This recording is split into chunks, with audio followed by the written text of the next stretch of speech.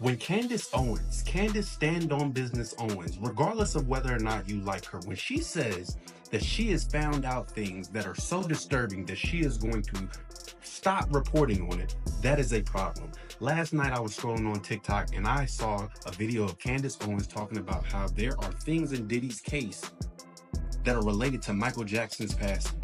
And I got chills, bro. And I'm just like the rest of y'all. I want to see justice served, all that, this, that, and the third, and I'm nosy.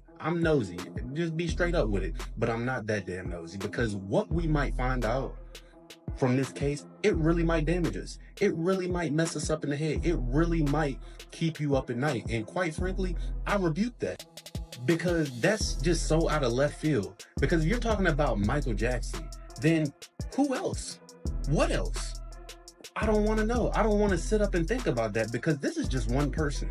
And we all know, I'm not trying to be a conspiracy theorist or nothing like that. We all know that it's thousands of them. Thousands of Diddys, millions of Diddys, maybe, I don't know. And quite frankly, I don't think that mentally I can take listening to those kind of things or hearing what might come from this. So as far as it goes, I'm over it. Candace Owens has just claimed that there's a strong connection between Diddy's skates and Michael Jackson's sudden passing away. Holy smokes, you're not going to believe this, but there is, in fact, a Diddy and Michael Jackson connection. Yes, the lawsuit that we have been covering and following, so much being revealed. You're not going to believe that somehow it is connected to Michael Jackson and his death. And I gotta be honest, I'm kind of terrified. I think this is gonna be the last day that I cover it, because we're getting close to something that is very dangerous. All right, so I wasn't kidding at the top, guys. I am probably not going to cover this anymore, because it is definitely getting a bit terrifying. Obviously, we covered this. If you haven't seen it, go back and watch. I believe it was Monday's episode. But yes, the Diddy lawsuit is absolutely crazy. Full stop. What if I told you guys that it is about to get even crazier, that there is directly a link to Michael Jackson's death? I want to be clear that when everything was going on with Michael Jackson, the lawsuits, his death, I thought that we were in full conspiracy theory territory when people were saying that Michael Jackson was killed. I actually know a lot of people that are in the industry who believe that Michael Jackson was killed, and I just thought it just sounds too whacked out. Now, Owens claims the man who allegedly covered up Diddy's son shooting somebody was Michael Jackson's head of security and was at the scene when the King of Pop died. Considering the fact that Owens sounds downright terrified while covering the subject, it is definitely a little suspicious, right? To tell the masses that Michael Jackson was a raging anti-Semite. It is a fact, by the way, that Michael Jackson did keep a list of people in the industry that he said were his enemies, okay?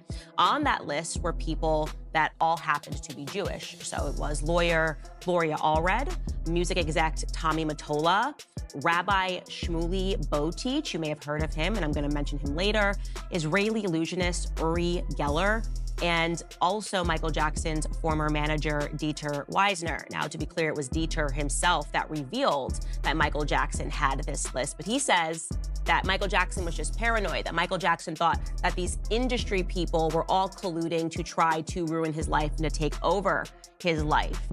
Owens also revealed that Michael had a bunch of enemies in the industry. The singer believed that some people in the industry wanted full control over his life and career, so maybe, just maybe, Diddy was one of them. I mean, he did try to trap Kanye in that conservatorship, right? Now, it was this documentary that claimed, which we know wasn't true. Yeah, check this out. We don't talk about things that are nonsense. We don't even entertain nonsense, my brother. So we're not even going to go there, with all due respect, but I appreciate you as a journalist asking. Thank you. Because you listen, 7 years ago, I'd have been like, yo, did you hire somebody to kill Pop? But no, you do it like a journalist. Yeah, no, I mean, we wouldn't even get into nonsense like that. You know what I'm saying? It's nonsense. Which we never believed, by the way. Yeah, thank you. You know what? This won't be the first time that Diddy's been accused of something like this, considering the fact that a lot of people think he was the one who ordered the hit to kill Tupac. Big was leaving the label. Big wanted his marketing back. Big wanted his publishing back. So he found out as being an artist, yo, the money is in the publishing. Not to mention the fact that Diddy's own ex-bodyguard has gone on the record to talk about how Diddy was definitely responsible for Biggie's death. How you feel about the people that say Biggie was asking for him coming to LA so soon after Tupac got killed and him getting on the radio rapping Long Kiss Goodnight? Man, you could get 100 people in the room, and out of the 100 people, probably 3 would say it was all right for Big to be in LA. 97% of those people would say he had no business in LA at that time. We all knew that. Why would Puff rent studio time? Come on, man, look. You gotta look at what people do, man. You know Pac just got killed. It ain't no kind of business Big was doing. Big couldn't even walk, he couldn't run. They was pushing him around in a wheelchair, brother. Why the hell would you rent studio time in LA for him to finish your album when in fact you got your own studio, Daddy's house? Let's keep it a buck. Let's stop this bullshit, man. Let's stop doing these interviews, man, about this shit. Because people ain't getting it. He did not want the beef with the Crips. Puff ain't want the beef with the Dog Pound, Snoop them or whatever. Big started that beef. You understand what I'm saying? Puff ain't want none of that beef. So what I'm gonna do is,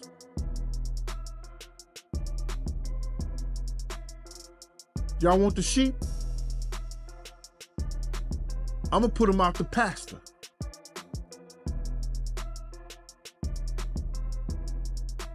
Catch them if you can. If you the wolf, if you got that wolf in you, catch them if you can. Why in the hell you would put your man in a situation by sending him to Cali to work on your album? When you know, not his Nimitz, but your Nimitz was just murdered by niggas that you was running with. Why would you do that? Oh, they just wanted to do business. Business my ass, man. No homo.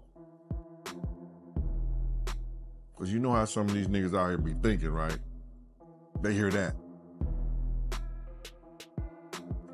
Keep it real, man. Why is he out there working on Puff album when you got the Hit Factory? Bad Boy Records' former president has also debunked Diddy's claims that it was Biggie's idea to go to LA, instead of going to London when it was actually Diddy. For Biggie to go to LA so soon, knowing that Tupac got killed 6 months earlier. The award show season was up. We had to go out there to participate in that. We had records that were nominated. We were a budding, launching company that already launched and we were successful. We could not go, but Biggie did have an inconvenience. He had a car accident. I think it was in Brooklyn, maybe downtown Brooklyn. He had a broken femur at that time, and he was recovering from that. Big-sized person, could not really sit comfortably in a plane, not even first class, with a cast on. It was uncomfortable. He was talked into going to the LA portion of the trip so that he could be out there ahead of time. He was out in LA so there wouldn't be a big rush and bustle to get him there. So I think he was out there for a good week and a half ahead of time leading into the event. So being out there, we came to follow up and to have that night. And then he was supposed to, as per Arist's marketing department, Arista, one of the best labels and distribution companies that you can have to back you, the legendary Clive Davis, who backed so many artists, believed in Bad Boy so much, he put together a marketing campaign that was never seen before that campaign and still wasn't seen, but it was put together so that Biggie could receive an international press junket. Now, Candace Owens has spoken about the situation with Diddy, and she ain't afraid to lay it all out, from being linked to Biggie's death to all the abuse that he put Cassie through. It's looking like Diddy's glory days are finally over. Oh my gosh, where do we begin? All right, well, he's changed his name many times over the years. You might know him as Sean Combs, Puff Daddy, Puffy, Puff, P. Diddy, or just Diddy, the D, the I, the D, the D, the Y. Okay, well, there have always been rumors, and quite frankly, I always thought that they were conspiracies because they sounded crazy. First and foremost, rumors that he was gay. Also rumors that he was behind the killing of his quote-unquote best friend, the notorious B.I.G., and also that he had something to do with the killing of Tupac. Well, last year, things got interesting because Combs' ex, her name was Cassandra, she went by Cassie, and she filed a federal lawsuit against him in New York alleging years of assaults. Now, again, they dated for like more than 10 years, so she obviously was very close to him and knew his lifestyle. Her lawsuit contained graphic allegations that he raped her in 2018, that he physically abused her, that he intimidated her, that he made her have sex with male escorts while he watched. The lawsuit also alleged that he blew up another artist's car, his name was Kid Cudi, in order to stop him from seeing Cassie romantically when him and Cassie split up. I mean, again, all of this sounds insane if it's true. Well, Kid Cudi thought the accusations were true. He said, yes, that is factually what happened. But of course, Diddy denied those allegations. And he instead came out and said that Cassie was simply trying to blackmail him for $30 million. Owens then breaks down Lil Rod's lawsuit against Diddy, talking about how legitimate his claims are, including the ones about homosexuality being a huge part of Diddy's lifestyle. He very quickly settled with her for an undisclosed amount. And then even more women started coming out saying they were victims of Diddy, and then it seemed like an avalanche, and he issued a very strong statement condemning them for essentially extortion attempts and trying to murky his name. So again, you don't know what's real, you don't know what's not, until this recent lawsuit, and this one's different, guys. A man named Rodney Jones has come forward to sue Diddy, and this is not your average lawsuit. I will say right now, many lawsuits are in fact frivolous. I have fought and won frivolous lawsuits. This person, however, his name is Rodney Jones. He lived, traveled, and he worked with Diddy as a producer, and he is alleging that he has hours upon hours of recorded footage and pictorial evidence, which has been included in this document, to support his claims. And I have to say, these claims seem very credible. Now, to be clear, Rodney, also goes by Lil Rod, is suing Diddy and others, we're gonna get to who those others are, for $30 million, claiming that he was subjected to sexual misconduct for the duration of the production process of an album. It is a 70-page lawsuit. It has been filed in the Southern District of New York, and he is claiming that while working on the album and living with Combs in New York, California, Florida, other locations, that Diddy repeatedly groped him, touching his, I'm sorry to say this, guys, his anus and his crotch without consent, and attempting to groom him into accepting a homosexual relationship by showing him explicit videos of others in Hollywood. Yes, they have named other artists, claiming that homosexuality was a normal practice in the music industry. He's also claiming that Diddy would walk around the house naked and force him to watch him shower, and is alleging that he went forward and told Diddy's chief of staff, Christina Karam, about this. And Christina came back to him and said, well, you know, Sean will just be Sean. After the surveillance footage of Diddy and Cassie was leaked, Owens quickly took to social media to share her opinions on the whole thing. She's on Kanye's side here. Now, she thinks Diddy's an FBI informant. She later also claimed that the feds raided Diddy's house to hide the evidence instead of finding it. Why? Because the raid was just a cover-up. In fact, even a lot of people who don't usually agree with Owens' opinions are coming out and admitting that her take on the Diddy situation definitely makes a lot of sense. I may not agree with a lot of things Candace Owens says, but the tweet she made about Diddy, I can agree with. The feds are currently raiding Diddy's house. They already knew what he was up to, but he is going to be the fall guy so that they can protect the people at the top of the ring. They are raiding his home to hide evidence, not to find it. That's how this works. And it seems like most people agree as well. Someone commented, just like they lost the Epstein hard drive when they raided his house, all signs point to this being the way to get mega success in politics, acting, and music. They didn't want Diddy to let the cat out of the bag by showing evidence, so now the feds have the evidence and will be putting it away in a box someplace. Just how they seized and took all the evidence at Epstein's home, hiding evidence is what they do best. Only reason they are raiding it now is to protect their elitist buddies who are involved. And I have been seeing this comment a lot. Cat Williams was right when he said 2024 was the year of revealing. It's just getting started. It's God's side and the other side. And we don't care nothing about the other side.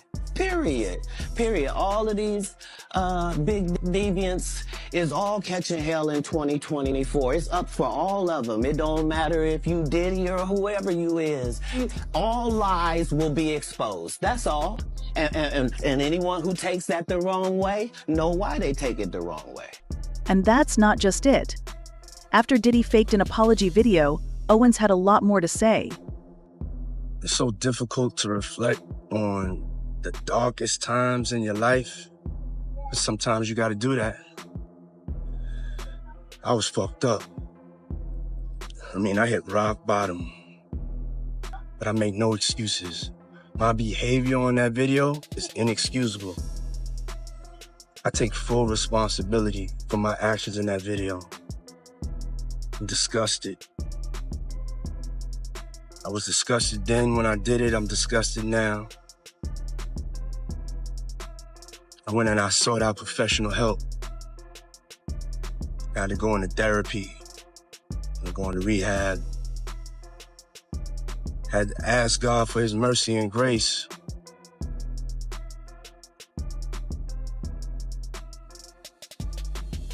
I'm so sorry. But I'm committed to be a better man each and every day. I'm not asking for forgiveness. I'm truly sorry. Now she thinks that Diddy owes apologies to a lot of people whose lives and careers he's ruined over the years. That list includes Kid Sai, whose car Diddy blew up, along with the victims of the 1999 club shooting that he blamed Shine for. Owens also called Diddy out for his alleged sex trafficking ring, challenging him to name all of his accomplices and come clean about all his dirty crimes once and for all. I grew up listening to Jay-Z.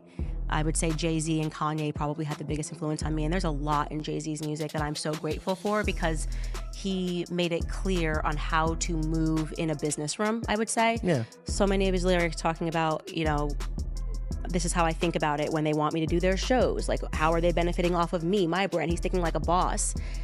But then he gets up on stage and him and his wife tell people to vote for Hillary Clinton. I know Jay-Z is smart enough to know that's wrong. I know he's smart enough to know that's wrong because I listened to the DNA of his music. So if you got out, why don't you tell other people how to get out?